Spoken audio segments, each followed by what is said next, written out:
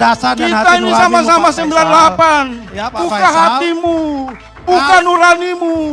Hancurnya Mahkamah Konstitusi untuk meloloskan satu putra presiden itu kejahatan di mata rakyat.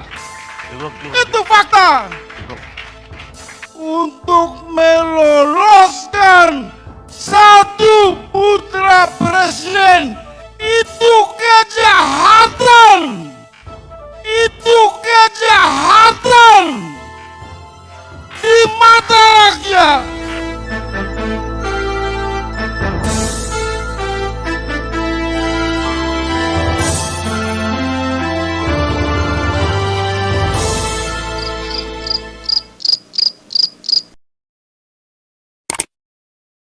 Bicarain saja. Kalau pemakzulan Anda memberi Saya tafsir, mau bicara apa itu saja manipulasi. itu Ya, itu adalah akal dan logika serta hati nurani jangan saya, Anda Pak Faisal. menggiring opini seolah-olah kami di pihak yang menciptakan kegaduhan. Ingat itu. Kami menyampaikan Saya mempunyai kami pendapat resmi. yang independen, nggak bisa Iya. Anda tekan. Jangan buat premanisme Iya politik. dia boleh. Ya kan, saya mempunyai pendapat yang independen, nggak bisa ditekan. Bicara yang teratur. Ya, Jangan ke kami. yang tidak teratur siapa? Atur. Ya, Bicara yang teratur jangan mengarah ke kami. Ya, yang tidak teratur Urus saja siapa? partai koalisi kalian. Iya kan, Ya, yang udah, tidak teratur cukup. siapa? Faisal. Saya mengatakan selama 9 tahun gerakan oposisi itu demo di luar halaman kekuasaan. Tiba-tiba ada satgas anti pemilu curang di Ya, saya akan jawab. sebentar, kemudian ada hubungan yang terhubung di sana, ada keresahan yang sama mencegah kecurangan pemilu. Oke. Jadi kedua, ini bukan urusan pribadi, bukan urusan saya inisiator. Saya salah satu yang menyambungkan tujuan negara yang diwakili oleh Satgas Pemilu Curang dengan kehendak rakyat. Dan ini tidak ada hubungan dengan 100 orang. Itu nama petisi 100. Ini gejolak keresahan yang nyata di depan mata Nusra. Makanya begini Pak ya, Pak Faisal. Jadi politisi jangan bangun kesiangan kemudian baca judul. Tidak Begini ya Pak terkonfirmasi. Faisal ya, kalau memang mengatakan ada keresahan. Udahlah, saya udah baca Anda di media terlalu banyak menyimpang, mencari panggung Nah, ini. gini, untuk- kalau Stop, memang stop. Enggak penting. Kalau ada keresahan, mengatakan benar, buktikan.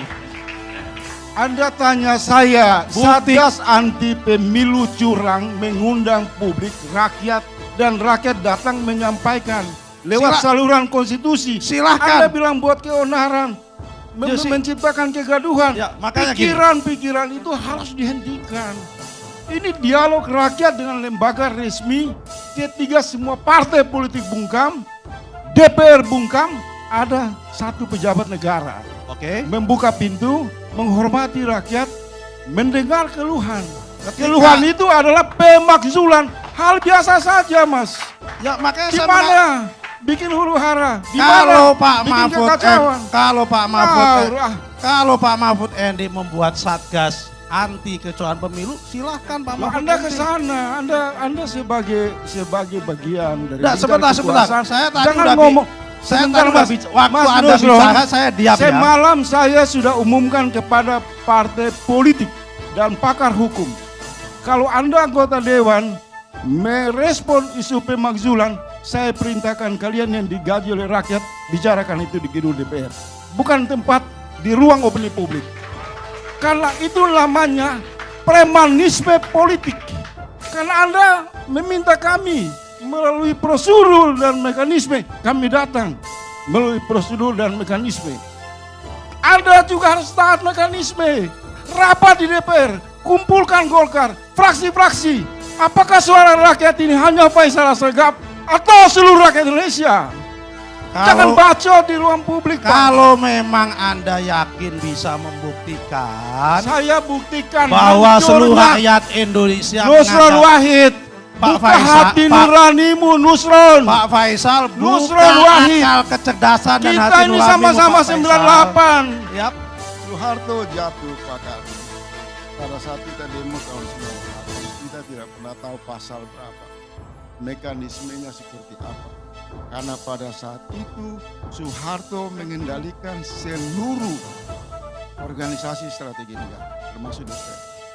Kondisinya sama sekarang. konsekuensi ketika kekuasaan dinasti politik mengunci seluruh saluran demokrasi, maka biarkan rakyat bergerak dengan kesadaran moral menemukan jalurnya. Dan jalur yang tepat bukan DPR, tapi jalur yang tepat masuk ke jantung pertarungan presidensial. Ada Satgas anti pemilu curang dibuat oleh Menko Polhukam, di mana Pak Mahfud sudah mengumumkan kepada seluruh rakyat jika ditemukan adanya potensi kecurangan, bukti-bukti kecurangan, bawa ke sini dan kami akan salurkan. Jadi kita sudah menemukan pintu masuk dan beberapa waktu akan datang kami akan menggelar satu konsolidasi yang lebih besar dan sudah berkomunikasi dengan Pak Mahfud. Akan menghimpun lebih banyak lagi para tokoh datang ke Menko Polhukam hanya untuk mengatakan yang jahat dan yang merusak demokrasi itu adalah Jokowi dan tempatnya tidak jauh dari tempat Anda. Kita nggak mau ke DPR lagi karena sudah cukup rakyat dihinakan, selalu diposisikan hanya di luar pagar.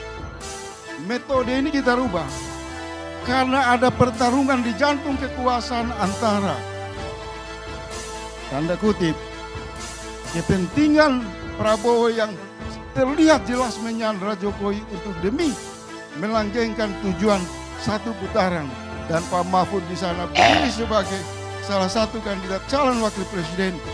Maka sebenarnya sudah bisa terlihat Bang Karni, kalau semua menggunakan infrastruktur negara di pusat kekuasaan dalam pertarungan pemilu ini, maka sudahlah, kita lupakan DPR, kita lupakan partai politik, tafsir hukum tata negara, Satgas anti pemilu curang ini akan jadi satu pemantik yang sudah terbukti hari ini. Rakyat lebih percaya Satgas anti pemilu curang.